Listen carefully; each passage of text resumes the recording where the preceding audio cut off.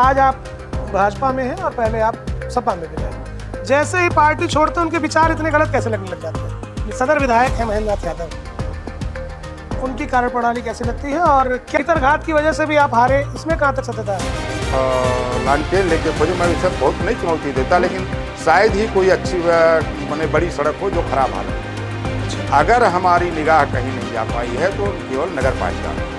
कुर्मी वर्ग के रूप में मोदू चौधरी का नाम भी सामने आ रहा है, आपका नाम भी सामने आ रहा है, तो उससे बड़ा हमें हो जीत और आप देखेंगे। आज हमारे फ्रेम में बस्ती की एक ऐसी शख्सियत है जो अपने लंबे राजनीतिक कार्यकाल की वजह से जाने जाते हैं और साथ ही साथ प्रधान से लेकर विधायक तक, एमएलसी तक तमाम अलग अलग राजनीतिक पदों पर आप काबिज रहे हैं और उत्तर प्रदेश की सियासत में आपका बेहतर नाम है। हम जोड़ेंगे बस्ती के पूर्व सदर विधायक दयाराम चौधरी जी से। बहुत बहुत स्वागत है सर हमारे चैनल पर आपका। धन्यवाद। विधायक जी, बहुत लंबा कार्यकाल आपका रहा, तमाम पदों को आपने एक के बाद एक देखा, उसको जिया और अब तक सियासत में लगातार हलचल बनाए रखते हैं। कैसे संभव हो सका ये? देखिए, सही है, राजनीति में जाने का मेरा शुरू में ही कोई इरादा नहीं था। मैं पढ़ने लिखने के बाद जब गांव गया तो आज के लगभग आप समझ लीजिए कि 65-66 बरस की बात होगी। मेरे गांव में कोई पढ़ा लिखा व्यक्ति नहीं था, पूरे गांव में। तो उस समय नौकरियां बहुत आसान थी, फार्मासिस्ट वगैरह, ये जो कंपाउंडर वगैरह होते हैं, या पुलिस की जो भर्ती होती थी, ये सब बहुत आसानी से मिल जाया करता था। मेरे साथ के पढ़ने वाले शायद ही कोई ऐसा होगा कि जो नौकरी में न रहा हो। लेकिन जब मैं गांव में गया और गांव की स्थिति देखा, बचपन से ही पढ़ने में थोड़ा बाहर हो गया था मैं, यानी आप समझिए जूनियर हाई स्कूल के बाद मैं पढ़ने के लिए बाहर चला आया था। तो गांव में देखा तो गांव के लोग, जब मैं गया पढ़ लिख करके, तो गांव में हमारे बहुत ही लोगों को खुशहाली हुई कि चलिए एक लड़का जो है पढ़ लिख करके आया है, तो तरह तरह के गांव में अपना अच्छा अनुभव होने लगा। उसी बीच ग्राम प्रधान का चुनाव आ गया जी। तो गांव के लोग इकट्ठा हुए। उसमें सभी धर्मों और जाति के लोग मेरे गांव में रहते हैं। तो लोगों ने कहा कि भैया ये पढ़ लिख करके लड़का आया है और इसी को इस बार गांव का प्रधान बना दिया जाए, ये गांव का कुछ विकास उकास करेगा। तो सारे लोगों ने मुझे उस समय निर्विरोध प्रधान बना दिया। निर्विरोध प्रधान रहे आप? निर्विरोध प्रधान बना दिया। क्या उम्र थी आपकी उस समय? उस समय मेरी उम्र थी 26-27 वर्ष रही होगी। अच्छा। या 27 वर्ष रही होगी, 26-27 के आसपास रही होगी। अच्छा अच्छा। तो पहले सार्वजनिक स्थानों पर ये जो टेंट हाउस वगैरह नहीं रहते थे। पहले गांव पंचायतों में ये जो है दरी होता था, उस समय जो बिछाया जाता है, जाजिम कहा जाता था, कपड़े का बड़ा बड़ा होता था, हंडा होता था, लोटा होता था, बड़ी बड़ी कढ़ाइयाँ होती थी जिसमें पूड़ी वगैरह बनता था। यानी सारे बर्तन और सारे बिस्तरे वगैरह सब सार्वजनिक गांव प्रधान की तरफ से होता था जी। और वही सारे लोगों को, जिसके यहाँ भी शादी ब्याह होता था, सबके शादी में प्रयोग होता था। जी। तो जब प्रधान हो गया तो गांव के लोग इकट्ठा हुए, कहा भैया ये कढ़ाई टूट गई है और दरी फट गई है और इसका फिर नए सिरे से होना चाहिए। मैंने कहा है पैसा कहाँ से आएगा? पैसे का उस समय कोई व्यवस्था थी नहीं। अच्छा। तो एक बुजुर्ग व्यक्ति था, उसने कहा कि भैया आप तो, अब आपके पास पावर है और एक बहुत बड़ा वहाँ पेड़ है, मुझे उस समय याद है 700 रुपया उस पेड़ का दाम मिला था।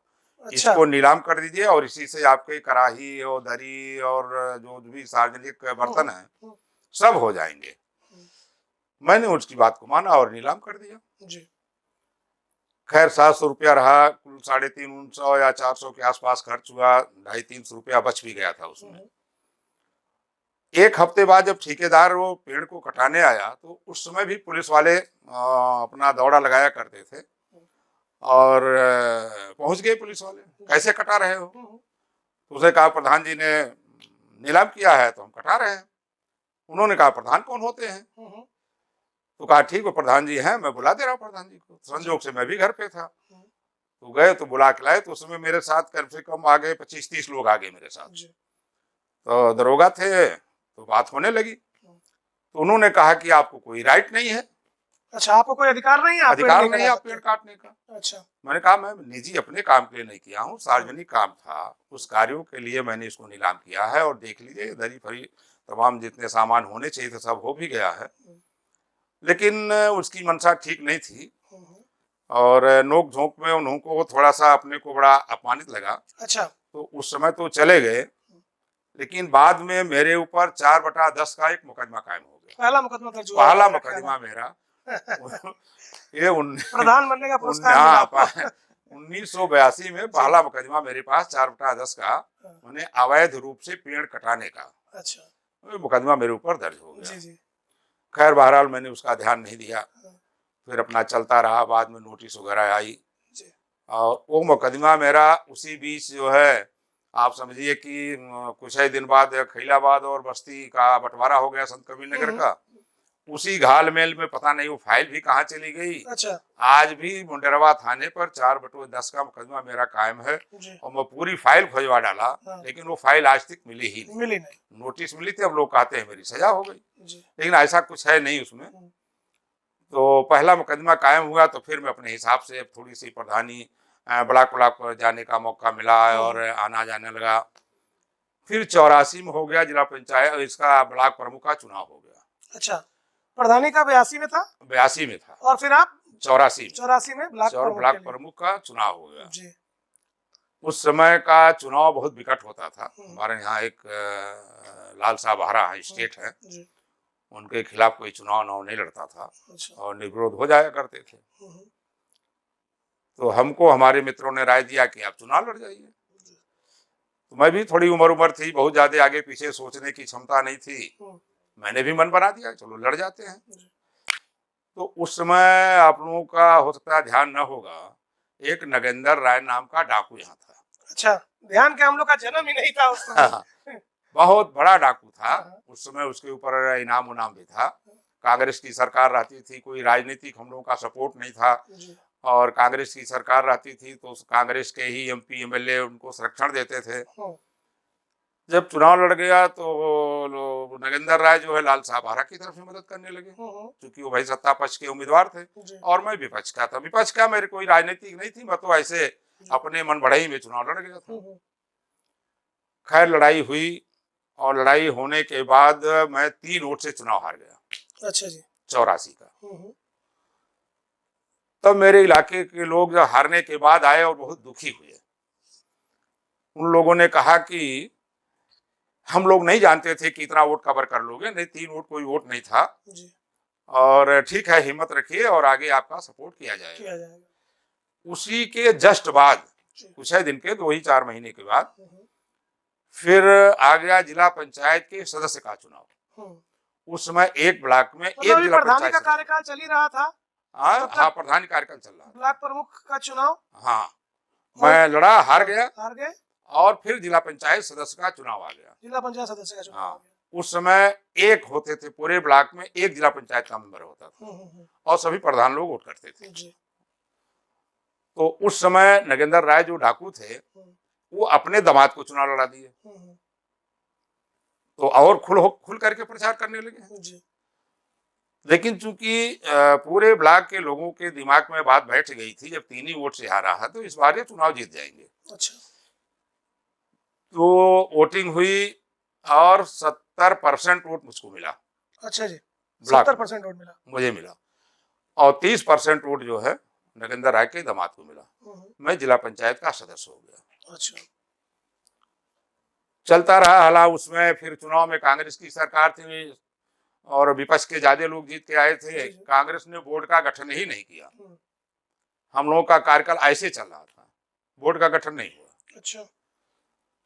तो फिर 88 में चुनाव आ गया 88-89 के बीच में, जी। ब्लॉक प्रमुख का। तो फिर मैं चुनाव लड़ गया ब्लॉक प्रमुख का। तो उसमें भी बड़ा संघर्ष रहा, उनसे ही लड़ाई हुई, लाल साहब आरा से ही दोबारा, जी। उसमें भी बड़ा संघर्ष रहा।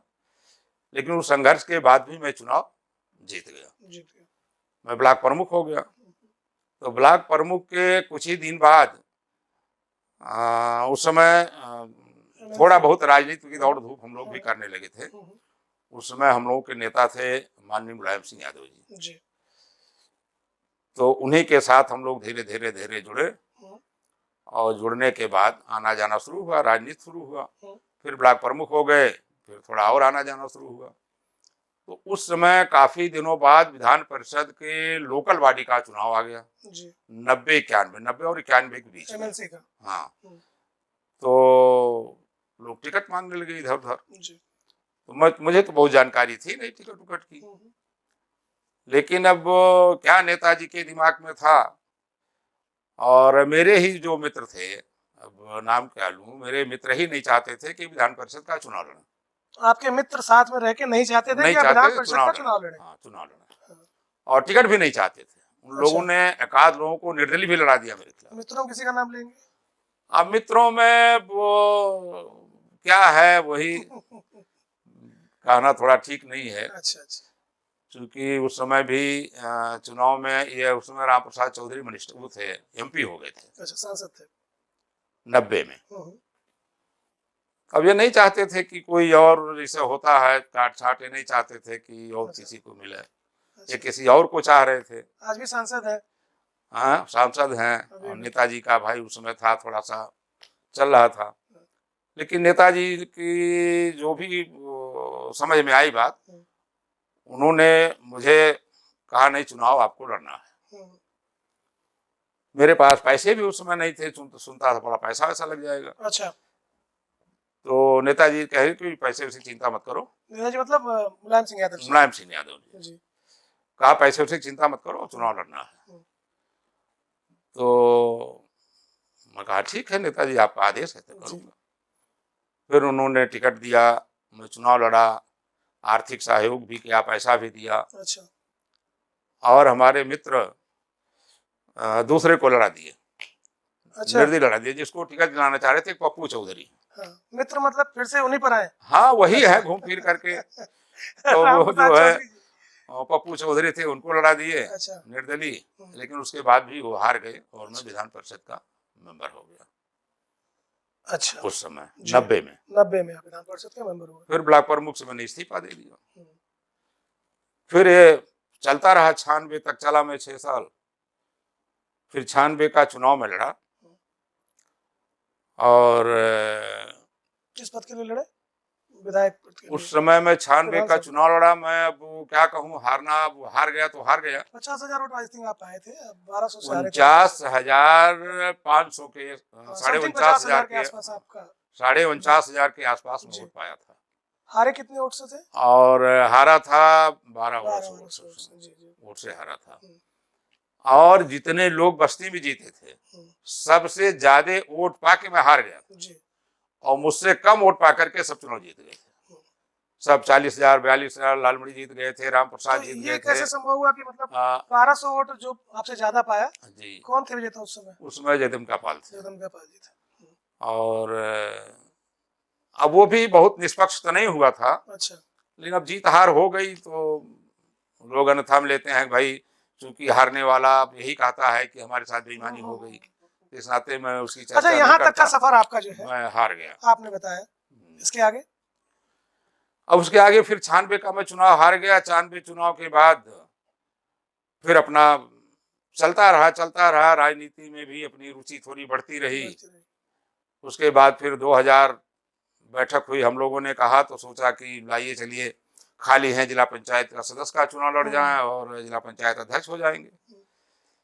तो लड़ गया, सभी लोगों ने कहा।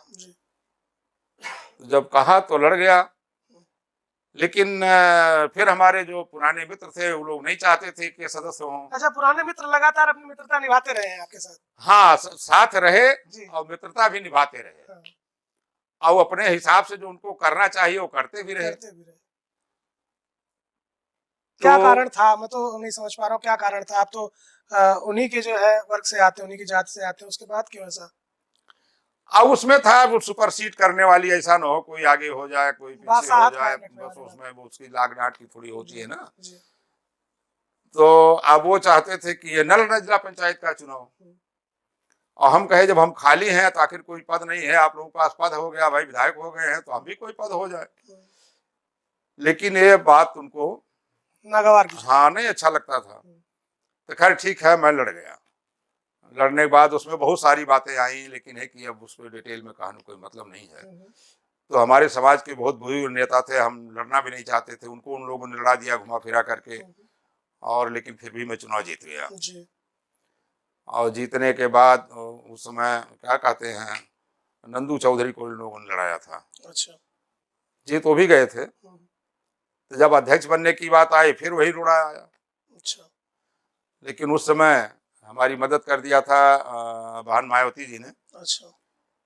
कहा नहीं ये ठीक लड़का है और यही चुनाव जिला पंचायत का लड़ेगा। तो फिर मैं जिला पंचायत का अध्यक्ष हो गया। जिला पंचायत अध्यक्ष होने के बाद फिर मामला जो होता है ना पूल पकड़ता रहा। फिर मैं 2002 के आसपास मित्र मंडल की ओर से अपने को अलग कर लिया। वो सब दूसरी जगह चले गए, मैं दूसरी जगह चला गया। फिर आपको अपने लगा हिसाब मित्रता से भारी पड़ रही है? हाँ आपको लगा मित्रता जो है हाँ, भारी पड़ अब रही है? धीरे धीरे देखा कि जब टांग खिंचाई हो गई है तो जी। फिर मैंने उसको हाँ, हाँ। दूरी बना किनारे ली। कर दिया। हालांकि उसके बाद मेरे खिलाफ मैं जिला पंचायत अध्यक्ष था। पहली बार देखा कि एज ए पंचायती मंत्री होने के बाद भी और अविश्वास का नोटिस आ गया मेरे पास। बहुत दुश्वारियां हुई, अब उसको कहने में बहुत वो नहीं है। बहरहाल अविश्वास भी मेरे खिलाफ आया। नहीं, इन अविश्वास सब के बाद भी आपने बस्ती की राजनीति में हाँ, सरवाइव किया। तो अविश्वास को भी मैं झेला, अविश्वास में भी मैं साफ पाक होकर के निकल गया, जी। पद भी बचारा गया। फिर उसके बाद 2005 के बाद मैं समाजवादी में था, तो समाजवादी मेरी और उनके टिकट की लड़ाई हो गई राजमणि पाड़े की। जी। नेताजी ने मुझको बुला के कहा था कि ठीक है राजमणि पाड़े जिद किए हुए हैं और लड़ने दो, देखते हैं। जी। तो मैं चुनाव नहीं लड़ा 2007 में। ये नेताजी के कथन की वजह से? हाँ, तो जब चुनाव नहीं लड़ा तो नेताजी जो है राजमणि पाड़े को दिया। तो राजमणि पाड़े का जो स्थिति थी सदर से, आप जान रहे हैं, बहुत कम वोट पाए थे। फिर मैं खाली हो गया तो अब कुछ समझ ही नहीं आ रहा था क्या करूं। फिर 2009 में मैं लोकल बॉडी से विधान परिषद का चुनाव भारतीय जनता पार्टी चढ़ गया। अच्छा। और समाजवादी का दामन छोड़ दिया आपने? हाँ, हमने सपा छोड़ दिया। तो जब लड़ा तो चुनाव तो हार गया मैं जी। लेकिन उत्तर प्रदेश में हारने वालों में दूसरे नंबर पर मैं था। अच्छा। मतलब बहुत कम वोटों से ज्यादा वोट पाके हारने वाला? हाँ, ज्यादा वोट पा करके भाजपा में दूसरे नंबर पर था। एक आदमी और कोई हारा था और एक उस दूसरे नंबर पर मैं था। जी। फिर देखा कि भाजपा में भी 2012 में टिकट मेरा कट गया। जब टिकट कट गया तो मैं निर्दलीय चुनाव यहाँ लड़ गया। एक उस समय रजिस्ट्रेशन तो नहीं हुआ था, लेकिन पीस पार्टी चल रही थी, सहयोग लेकर के लड़ गया मैं चुनाव। उस समय मैं लड़ा तो चौथे नंबर पे आ गया मैं। पार्टी छोड़ी आपने कि पार्टी नहीं छोड़ी? नहीं, पार्टी वोटी छोड़ लड़, जब निर्दलीय लड़ गया तो छूट ही गया। तो फिर निर्दलीय लड़ गया मैं, तो आ गया मैं चौथे नंबर पर। समाजवादी यहाँ हो गई 5वें नंबर पर। अच्छा। 2012 में। तो 2013 में मेरी मुलाकात एक दिन हो गई सुनील बंसल जी से। अच्छा। जो भारतीय जनता पार्टी में यहाँ महामंत्री संगठन थे, बहुत अधिक पावरफुल संगठन महामंत्री होते हैं हमारे भारतीय जनता पार्टी में। तो उन्होंने मुझको भारतीय जनता पार्टी में शामिल कर लिया। जब भारतीय जनता पार्टी में चला गया, उसी वही 2014 में पार्लियामेंट का चुनाव आया और चुनाव में मैं लोकसभा का संयोजक बनाया गया। लोकसभा संयोजक आप हैं, आप ही की जो है संयोजन में हरीश द्विवेदी जी सांसद बने। सांसद यहाँ बने जी। तो मैं उस समय संयोजक था। तो पार्लियामेंट का चुनाव हुआ, हमारे माननीय हरीश जी यहाँ उस समय सांसद चुने गए। और फिर उसके बाद 2017 आया। 2017 में मैं यहाँ से विधायक चुने गए, विधायक हो गए। अच्छा, ये तो आपके कैरियर की बात हो गई। 17 में आपको आप विधायक रहे, एक पूरा का पूरा आपने सत्र बस्ती को दिया, उसके बाद जो चुनाव हुआ उसमें कहाँ कमी पाते हैं आप? क्या कमी रह गई कि पुनः जो है बस्ती की जनता ने चयन नहीं किया आपका? देखिए 2017 में हालांकि कार्यकाल तो मेरा बहुत कम रहा, क्योंकि आप जानते हैं 2017 और 2022 के बीच में एक मुश्किल से 2 साल या 2.5 साल के बाद कोरोना एक महामारी आ गई थी। जी। और उस महामारी में सारी योजनाएं बंद हो गई, निधियां बंद हो गई और इतनी दुश्वारियां हो गई थी लोगों के कि जान बचाने के लाले पड़े हुए थे। जी। मैं बहुत नहीं कर पाया, लेकिन फिर भी 2-2.5 साल का जो मेरा कार्यकाल मिला था जी। उसमें 25-30 साल से बंद पड़ी थी शुगर मिल, उसको पुनः मैंने चालू करवाया। आदरणीय मुख्यमंत्री जी से, योगी आदित्यनाथ जी से कहा करके और उसको चालू कराया। और उस मिल के चालू होने से समझिए आप जान ही रहे हैं कि हज़ारों लोगों को रोजगार मिल जाता है, कितनी नियुक्तियां हो जाती हैं, नौकरी मिल जाती हैं और कितने किसानों को फ़ायदा हो जाता है। और वहाँ के चाहे व्यापारी हों, चाहे चाय वाले, बीड़ी वाले, खुंचा वाले, अच्छा, हाँ, यानी एक उद्योग लगने से कई हज़ार लोगों को फ़ायदे हो जाते हैं। जी। उद्योग भी लगाया, फिर वहाँ ITI एक बनवाया, फिर फायर स्टेशन बनवाया, दो टाउन एरिया विधानसभा में घोषित कराया। उस दोनों टाउन एरिया में लगभग 250 लोगों को रोजगार मिला, मैंने नियुक्ति हो गई, काफ़ी लोग ठेकेदारी वगैरह कर ही रहे हैं। जी। और इसके बाद 2 विद्युत उपकेंद्र बनवाया। सड़कें तो मेरे समझ से बस्ती सदर विधानसभा की कोई मिलेगी नहीं कि जो खराब हो। तो इस तरीके से विकास का काम मैंने बहुत किया था, जो कि हम लोगों के यहाँ ये होता है हर पंचवर्षीय में कितना रुपया शासकीय धन का खर्च हुआ है। अगर आप निकालेंगे 2017 से 2022 तक तो 403 विधानसभा में शासकीय धन खर्च के मामले में 8वें नंबर पर आपका बस्ती सदर विधानसभा है। नहीं, आपने धन भी खर्च किया, आपने रोजगार भी दिलाया, आपने सड़कें भी दुरुस्त की, सब कुछ किया, लेकिन इसके बावजूद भी मैंडेट क्यों नहीं मिला? क्या कारण? देखिए चुनाव में जो गड़बड़ी हुई, एक तो मेरा ओवर कॉन्फिडेंस, हाँ, इस पर भी आएंगे, तो मेरा एक तो इतना काम करने के बदले इतना ओवर कॉन्फिडेंस था कि मैंने इतना काम किया है और उसका रिस्पांस, उसका रिटर्न हमको मिलेगा। बस्ती की जनता ये भी कहती है विधायक जी कि ये ओवर कॉन्फिडेंस जो है आपके साथ रह रहे लोगों के द्वारा बना था, और लोगों ने बताया कि अब वहाँ जाने की ज़रूरत नहीं है। जब भी आप कहीं निकलते थे कि वहाँ जाने की ज़रूरत नहीं है, वहाँ तो आपका इतना तगड़ा जो है हुजूम चल रहा है, आपके नाम पे लोग बिल्कुल तैयार हैं आपको वोट देने के लिए। तो कहीं ना कहीं भ्रांतियाँ भी आपके साथ दौड़ी। हाँ, नहीं है, बिल्कुल थी, इसी तो ओवर कॉन्फिडेंस हो गया। और मैं बहुत ज़मीनी हकीकत जानने की भी कोशिश नहीं किया और चुनाव ओवर कॉन्फिडेंस में लड़ गया। यही सवाल बनता है कि आप जैसा राजनीति का मजा हुआ खिलाड़ी, ओवर कॉन्फिडेंस से दोनों अलग अलग चीजें हैं, एक दूसरे का प्रतिरोध करती हैं, कैसे संभव हुआ ये? देखिए इतना, चूंकि जब मैं 2017 में लड़ा था तो 2017 में ओम प्रकाश राजभर भी मेरे साथ थे। यहाँ 10-12 हज़ार वोट राजभरों का पोल होता। जी। और 2022 में ओम प्रकाश राजभर जी भी हम लोगों का साथ छोड़ करके और समाजवादी में चले गए। तो वह एक वोट तो माइनस हो रहा है। और दूसरे पुराने पेंशन को लेकर के पूरे प्रदेश के कर्मचारी आंदोलित थे। अच्छा। कि हमारी पुरानी पेंशन बहाल हो जाएगी, सरकार बदल जाएगी तो ये होगा वो होगा। इसमें थोड़ा कर्मचारी भी आंदोलित थे। अच्छा। कुछ ऐसी नियुक्तियां हैं जैसे रोजगार सेवक है, आंगनबाड़ी हैं, शिक्षा मित्र हैं, कुछ ऐसे लोग थे जो चाह रहे थे कि सरकार बदलेगी तो हम लोग परमानेंट हो जाएंगे। अच्छा। तो कर्मचारियों का भी सहयोग नहीं मिला पुरानी पेंशन को लेकर के, फिर कुछ परमानेंट को लेकर के। और जो हमारी पार्टी, चूँकि पहली बार भारतीय जनता पार्टी का यहाँ कमल खिला था जी, और इसके पहले खिला नहीं था, तो लोगों की थोड़ी अपेक्षाएं भी ज़्यादा थी उस समय। जी। और उस अपेक्षा का समय कम मिलने के कारण अपेक्षा भी पूरी नहीं लगता उनका उनको संतुष्टि हो पाई। ये तो आपने इस प्रश्न का जवाब दिया। अच्छा नेताजी, एक जो बात निकल कर आती है बस्ती में भाजपा खेमे को लेकर, लोगों में यह भी बात है कि भाजपा कई खेमों में बट गई है और कई सबके अपने अपने ग्रुप्स हो गए हैं। तो इसको कैसे देखते हैं, क्या सच बात है ऐसा? बात सही है? भाजपा बहुत बड़ा परिवार है। नहीं, बस्ती की बात हो रही है क्या? हाँ, बस्ती की बात कर रहे हैं। बस्ती का भी भाजपा का बड़ा परिवार है। और जब बड़ा परिवार होता है तो सबकी अपेक्षाएं भी बड़ी हो जाती हैं।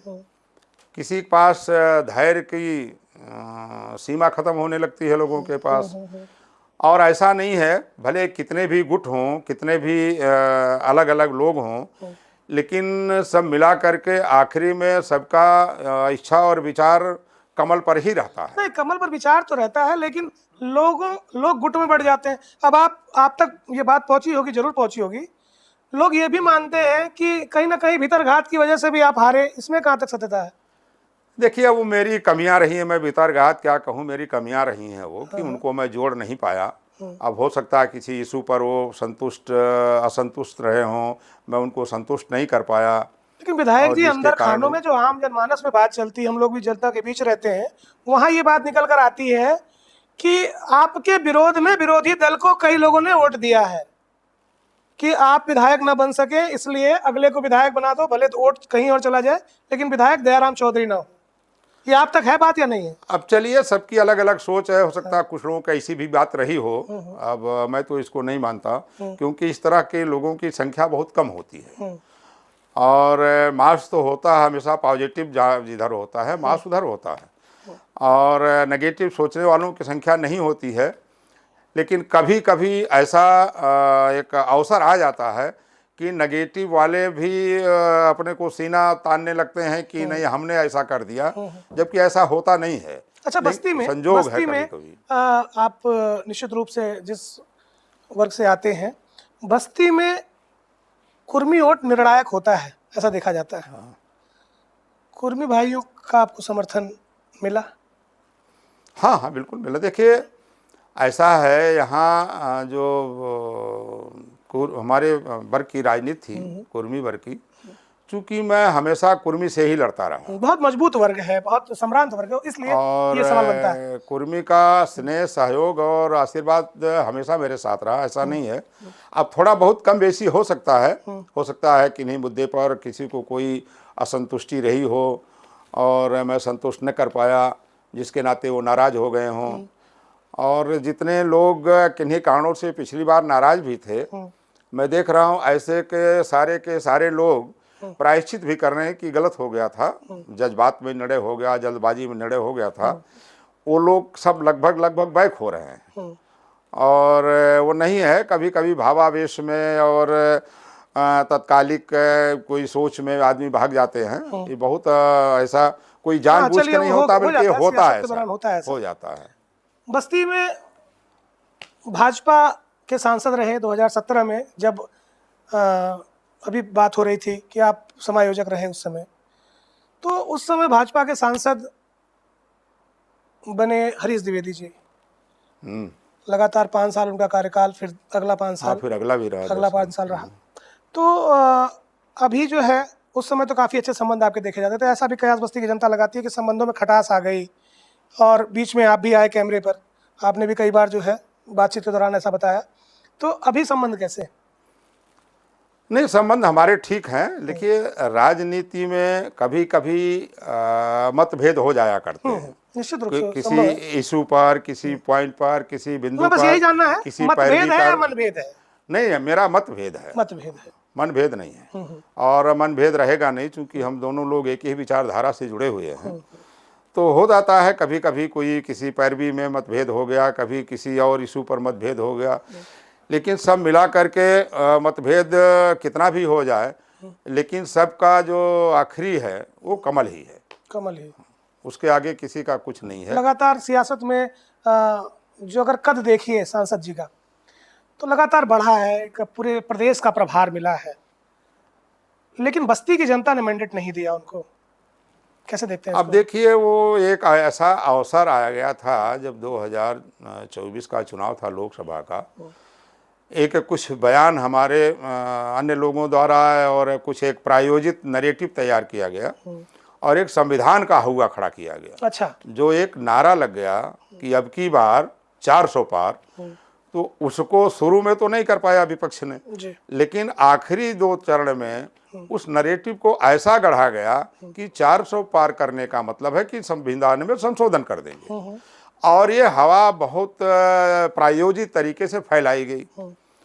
और उस हवा में हमारे जो अन्य जो उनके मतदाता नहीं थे, समाजवादी के या इंडी गठबंधन के जो मतदाता भी नहीं थे, वो मतदाता उधर कुछ परसेंट में लुढ़क गए, चले गए। अच्छा और जब कुछ परसेंट में मतदाता उधर चले गए तो वो उधर का पलड़ा भारी हो गया। अच्छा। जबकि वो मतदाता फिर बैक हो गए, वो चुनाव के समय तक ही वो मतदाता नहीं गए तो थे। उसी समय उनकी जो उनका मूल है वो वोट ही है। हाँ। उस समय अगर उनकी तरफ चले गए, बाद में आपकी तरफ आ गए तो क्या? हाँ नहीं सही है। अब अस्थायी रूप से हमारी तरफ आ गए या कहीं भी चले गए, जहाँ उनकी विचारधारा जुड़ी हुई थी, अपनी विचारधारा के साथ चले गए। अच्छा। लेकिन उस समय वो अपनी विचारधारा के विपरीत चले गए थे। सदर विधायक है महेंद्र नाथ यादव, आपको इस समय उनकी कार्यप्रणाली कैसी लगती है और क्या गुण दोष हैं उसके? पहले दोषी बता अब दीजिए। देखिए, अब हम क्या कहेंगे भाई, हम निश्चित तो रूप से उनसे हम चुनाव लड़े हैं। आप विधायक हैं, निश्चित रूप से कमियां देख रहे होंगे कि क्या और कमियां हैं। हम वो चुनाव हम उनसे लड़े हैं,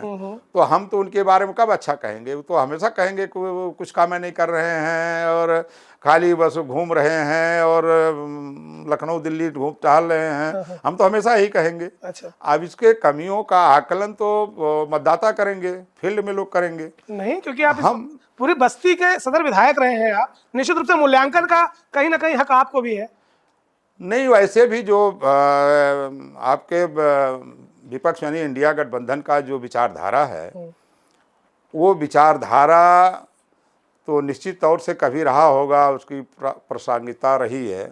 अब इस समय उसकी प्रासंगिकता नहीं रह गई है। अच्छा। तो अब वो सबके विचार अपना अपने हिसाब से बदले हैं। तो अब वो जो हमारे अखिलेश जी राष्ट्रीय अध्यक्ष समाजवादी पार्टी के पीडीए पीडीए पीडीए पीडीए हल्ला करते हैं।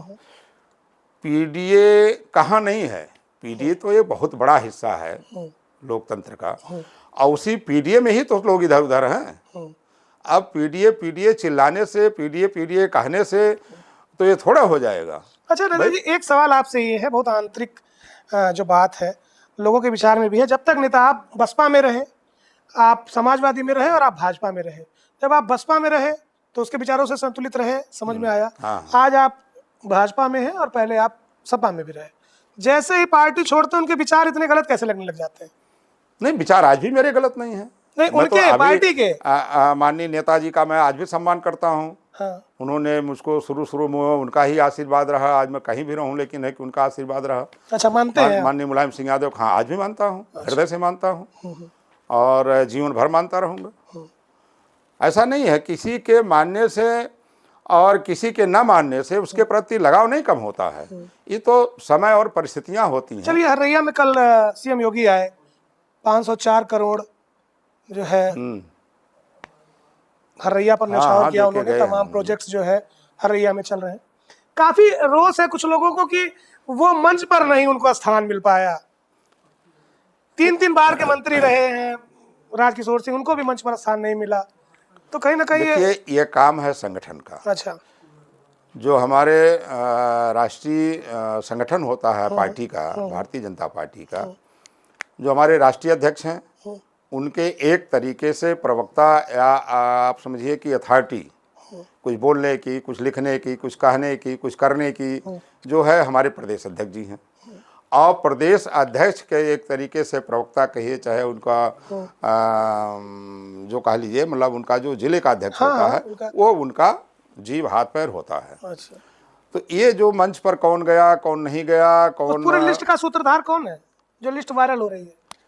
जो लिस्ट आ रही, इसको तो हमारे जिला अध्यक्ष जी ने दिया था ना। अच्छा, अच्छा। जो संगठन का, हमारे किसी भी पार्टी का जो जिले का अध्यक्ष होता है, वही लिस्ट बनाता है, वही तय करता है कौन मंच पर रहेगा, कौन महिला मोर्चा को भी स्थान नहीं दिया गया, रोली सिंह भी मंच पर थी। या इस तरह लोगों में बड़ा जो है रोष है, उनके समर्थकों में, नेताओं में नहीं, समर्थकों की बात हो रही है। ये देखिए, ये तो रोष है और रोष रहना भी चाहिए कि जो भी संगठन में काम करता है, दौड़ता है, धूपता है, जब उसके नेता आते हैं तो भी चाहता है उसके बगल में हम खड़े हो जाएं, उनसे हमारा प्रणाम हो जाए और वो भी हमको पहचाने और हमको उनका आशीर्वाद मिले। हर जो भी राजनीति में है, सबकी अपेक्षा होती है। जी जी। तो उन लोगों की भी अपेक्षा रहती है और संगठन के लोगों को यह बात सोच करके कौन मंच लायक है उसको मंच पर अपना पास देते, कौन हेलीपैड पे जाने लायक है हेलीपैड पे जाते, कौन आते समय स्वागत करने लायक है स्वागत कराते, जो जाते समय जिनको नहीं मिलवा पाते जाते किसी समय बात मिलवा का तो देते। रोष है कि लायकियत तो नहीं समझी गई, बुलाया नहीं गया मंच पे। ये संगठन का काम है। भारतीय जनता पार्टी का अपना व्यक्तिगत अपना निर्णय है, उसमें हम क्या कमेंट करेंगे। उसमें आपके कमेंट्स भी वाजिब नहीं हाँ, है, कोई सही। मतलब भी नहीं है हमारे कमेंट का। तो भारतीय जनता पार्टी का जो जिले अध्यक्ष होता है, जो जिला चलिए, आगामी चुनाव को देख के जो आने वाला चुनाव हमारा, उसके लिए आपकी क्या तैयारियां हैं? और निश्चित रूप से ये बात भी बस्ती में चल रही है कि इस बार जो है प्रबल दावेदार के रूप में आपका चेहरा सामने आ रहा है। क्या कमियां देख रहे हैं अभी दोबारा अगर आते हैं विधायक बनकर, तो क्या कमियां नहीं, रह अब गई मैं अभी? तो बताया कि मैं ओवर कॉन्फिडेंस में पिछली बार चुनाव हार गया था। अच्छा, इसको बहुत साफ गोई से आप एक्सेप्ट कर और रहे हैं। 15-16 युवा नेता जल्दी ये चीजें एक्सेप्ट नहीं करते। आप अच्छा खासा अनुभव होने के बाद आप बहुत सफाई से इसको एक्सेप्ट कर रहे हैं कि मैं ओवर कॉन्फिडेंस में था। हाँ, सही है, जो बातें सही है उसको मानना चाहिए, हर व्यक्ति को मानना चाहिए। मेरा अपना सोच है, हाँ। उसको हर व्यक्ति को मानना चाहिए जी। और मुझे कहीं से जरा भी ये अंदाज़ा नहीं था कि ऐसा हो कि जाएगा। ऐसा हो जाएगा। और इस नाते मैंने उस पर बहुत हल्के में तरीके से लिया। लेकिन किन्हीं कारणों से जो लोग चले गए थे, आज वो सब मेरे सब साथ वापस आ बैक रहे भी हो हैं। गए हैं। ठीक, आपने बताया। और सोच भी रहे अभी हैं। अगला कार्यकाल, यदि आपको टिकट मिलता है, यदि आप चयनित होते हैं, जनता आशीर्वाद आपको देती है, अगला कार्य क्या बस्ती में रहेगा? क्या कमियां देख रहे हैं बस्ती के धरातल पर? देखिए, ग्रामीण क्षेत्र को तो ज़्यादातर मैंने सुधार दिया है। हमारे लिए शहरी जो क्षेत्र है, नगर पालिका, यह है कहाँ सुधार दिया है विधायक जी? अभी आपने देखिए, कहीं कहीं खाद का लाला है, सत्ता आपकी है, कहीं खाद नहीं मिल रहा है। कहीं देखिए तो तेल का तो वैसे ही लाइन लगी हुई है, सिलेंडर की वैसे ही लाइन है। सुधारा क्या है? देखिए, ये सब टेम्परेरी चीज़ें हैं। ये अरे कभी लेकिन मिलता इसके बिना है, जीवन यापन आज के समय में कैसे संभव कभी होगा? घट जाता है, कभी मिल जाता है, कभी 2 दिन बाद नागा हो जाता है। ये सब टेम्परेरी चीज़ें, ये रेगुलर चीज़ें नहीं हैं। अस्थायित्व जो बताया मैंने किसने? रेगुलर किया हो आपको पहले भी बता दिया कि बस्ती सदर विधानसभा में वर्तमान समय में कोई, शायद आप लालटेन लेके खोजे, मैं इसे बहुत नहीं चुनौती देता, लेकिन शायद ही कोई अच्छी माने बड़ी सड़क हो जो खराब हालत में हो। अच्छा। अगर हमारी निगाह कहीं नहीं जा पाई है तो केवल नगर पालिका में। यहाँ सबसे पहले जो जल जमाव होता है, अगर मुझको मौका मिला इस बार तो सबसे पहले मैं जल जमाव की स्थिति शहर से ख़त्म करूँगा। ठीक है, नगर पालिका पर आपका ध्यान रहेगा। हाँ, पूरा ध्यान पर मेरी पहली प्राथमिकता होगी कि इस नगर पालिका में जो समस्या है, नगर पालिका की जल निकासी की समस्या है, सड़कों की समस्या है, बहुत ज्यादा टैक्स नालियों की इंक्रीमेंट बहुत समस्या ज्यादा है। हो गया विधायक जी, बहुत ज्यादा टैक्स बढ़ गए हैं। धरने पर व्यापारी वर्ग बैठे थे, आम जनमानस तो अभी ठीक से संज्ञान नहीं ले पाया। बैक डेट से 2017 से या किस डेट से जाके उन्होंने कई गुना बढ़ाकर टैक्स जो है आरोपित कर दिया है जनता के ऊपर। देखिए, उसके लिए बोर्ड बैठता है। हाँ। और बोर्ड में वो सब तय होता है। नहीं, बोर्ड में तय होता है, हमारे निश्चित रूप से। माननीय सांसद जी बोर्ड के मेंबर हैं, हमारे माननीय विधायक जी उसमें बोर्ड के मेंबर हैं, हमारे सभी माननीय सभासदगण उसके बोर्ड के मेंबर हैं और चेयरमैन हैं, चेयरमैन हमारे हैं। तो जो बोर्ड के मेंबर वहाँ बहुमत से तय करते हैं, वही होता है नगर पालिका में। नगर पालिका में चूंकि ऑटोनमस बॉडी है, कोई चेयरमैन मनमानी नहीं कर सकता है। जो करेगा वो बोर्ड की बैठक से करेगा और हर बोर्ड की बैठक को, अगली बैठक में बोर्ड के निर्णय को बढ़ करके सुनाया भी जाता है, सबकी दस्तखत होती है उसमें। तो हम कैसे एक व्यक्ति को मान लें कि टैक्स बढ़ा दिया, कोई अध्यक्ष बना दिया, कोई ईओ बढ़ा दिया। वो तो स्थानीय समीकरण के अनुसार एक मानक तय है, वो शासन से तय होता है। उस मानक को घटाने बढ़ाने का परिस्थितियों के अनुसार उस बोर्ड को होता है। नगर पालिका ने बस्ती में, अभी आप विधायक नहीं है, लेकिन अभी जो नगर पालिका ने बस्ती में काम किए हैं वाकई काबिले तारीफ है, कई काम उनके। लेकिन कई काम बहुत ही आलोचना के स्तर पर देखा जाए उनको तो बहुत ही गलत है उनके कार्य, और जनता कई बार प्रताड़ित महसूस करती है, काफ़ी परेशान है। कई सड़कें ऐसे पड़ी हुई हैं, अगर बात किया जाए नरहरिया की सड़कों का तो बहुत दिन से पड़ा हुआ है। वो कहते हैं कि हमने जो है हम इसका सुधार करा देंगे, लेकिन बजट भी पास हुआ, उसके बाद भी सुधार नहीं हुआ। भाई, यहाँ देखिए, अब किसी सत्ता सरकार के पास धनराशि नहीं होती है। हर विधायक को, जितने भी इस बार आपके 2022 के बाद जो विधायक बने हैं, सभी माननीय विधायक पास 5 करोड़ रुपया आपको विधायक निधि के रूप में मिलता है। समाजवादी वाले तो साफ कह चुके हैं कि हम सत्ता में नहीं है, हमसे ज्यादा असमत अब मेरी भी बात सुन लिए, मैं आपकी बात सुन लिया। 5 करोड़ रुपया माननीय विधायक को प्रतिवर्ष सत्ता में हों या सत्ता से बाहर हों, हर माननीय विधायक को 5 करोड़ रुपया विधायक निधि के माध्यम से मिलता है। हर माननीय सांसद को 5 करोड़ रुपया उनको वर्ष में विकास के लिए मिलता है, चाहे वो सत्ता पक्ष के हों चाहे वो विपक्ष के हों। और इसके अलावा उनको त्वरित योजना है और पूर्वांचल विकास है, इस तरीके से जो योजनाएं चलती हैं उन योजनाओं में 5 करोड़ 4 करोड़ 7 करोड़ रुपए तक का इनको सड़क बनाने के लिए इनका प्रोजेक्ट प्रस्ताव भी स्वीकृत किया जाता है। इसके बावजूद नहीं बना है। और इसके बाद भी बोर्ड के पास पैसा है, माननीय एमपी के पास पैसा है, माननीय विधायक के पास पैसा है, उसके बाद भी अगर सड़क नहीं बन रही है तो उसमें सरकार का कोई दोष नहीं है। नहीं, सरकार का अगर दोष तो दोष नहीं है तो नगरपालिका को इतने बजट दिए जाते हैं। स्थानीय जनप्रतिनिधियों का दोष है, उसमें सरकार का कोई दोष नहीं है। जहां सरकार का मतलब इन्वॉल्वमेंट है, जहां वो सरकार को लगता है या चाहिए या जनप्रतिनिधि उठाता है, वहाँ पहली ऐसी सरकार है भारतीय जनता पार्टी की मैंने देखा कि कभी वोट के दृष्टिकोण से कोई काम नहीं करती।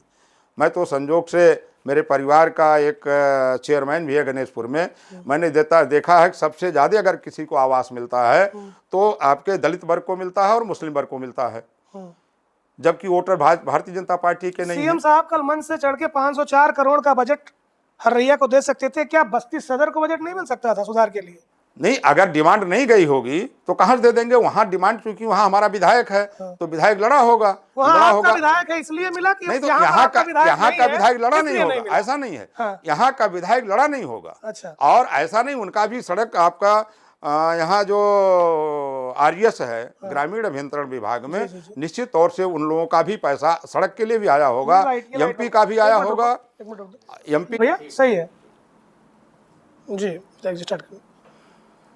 तो जितने भी माननीय विधायक हैं जो वहाँ लड़ते हैं अपने पैड को लेकर के या अपने प्रेशर को बना करके, पक्ष और विपक्ष में नहीं होता। हाँ, पक्ष विपक्ष में उतना ही होता है कि जैसे कोई सरकारी योजना है, क्यों कोई मान लीजिए अब जैसे सीवर डालना है, बड़ा प्रोजेक्ट है, मैंने अपने छोटे से कार्यकाल में पिछली बार यहाँ सीवर के लिए व्यवस्था किया था, सीवर स्वीकृति भी हो गई थी। आप समझिए कि इस पर 200 करोड़ रुपया जा रहा था। अच्छा। तो माननीय मंत्री जी ने कहा कि इसको हम 200 करोड़ एक विधानसभा में दे देंगे तो हमारा और प्रदेश में क्या होगा जी। फिर उन्होंने एक योजना मुझको उस समय दे दिया था, आपको यहाँ पता नहीं ध्यान होगा, मैंने देखा भी नहीं। एक होता है मैनेजमेंट, क्या नाम है, सेल्फ मैनेजमेंट कुछ प्लान करके था, जिसमें होता है कि उन्होंने 5 करोड़ रुपया तुरंत अलॉट कर दिया था।